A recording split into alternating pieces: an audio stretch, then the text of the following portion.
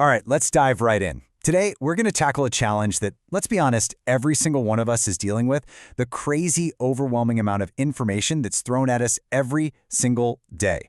So the big question is, how do we find the stuff that actually matters?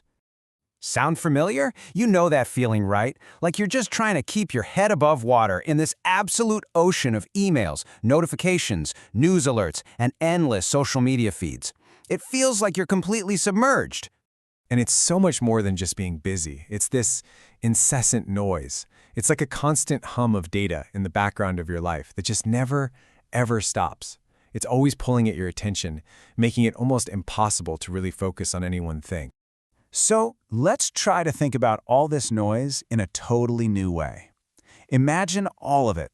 Every bit of that raw, unprocessed information is like a giant, uncarved block of stone. It's just there.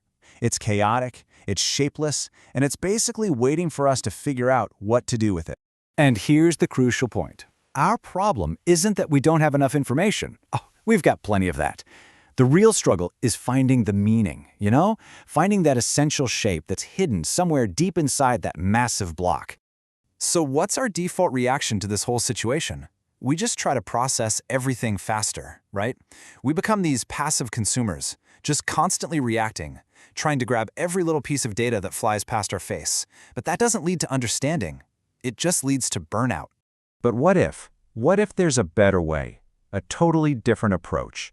What if, instead of trying to process everything, we could adopt a new mindset? What if we could become sculptors? And this slide just lays it out perfectly. Look at the two mindsets. Over on the left, you've got the processor. They're totally reactive, just passively filtering whatever comes their way, thinking that more is always better.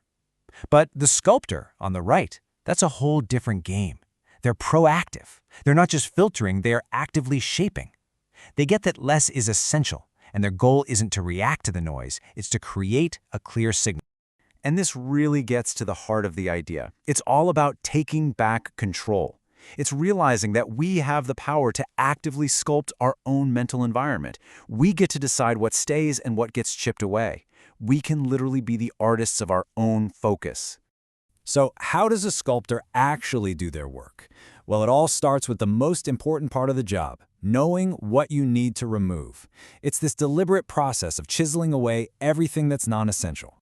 First, you've got to know what you're looking for. That's the signal. And we're not just talking about another fun fact or a random tidbit.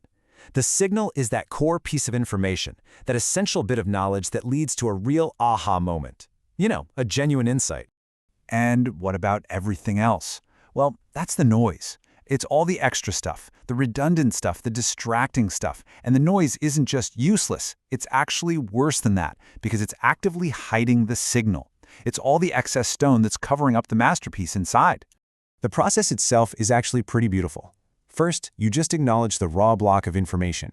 You see it for what it is.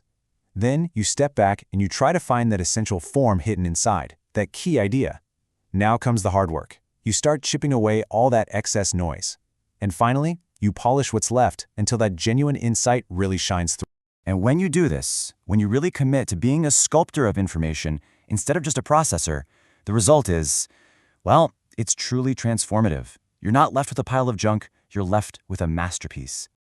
And this is why it all matters so much. The payoff here isn't just about being a little more organized. We're talking about achieving profound clarity, about creating the mental space you need for actual deep thought, and ultimately about uncovering those rare, genuine insights that really move you forward.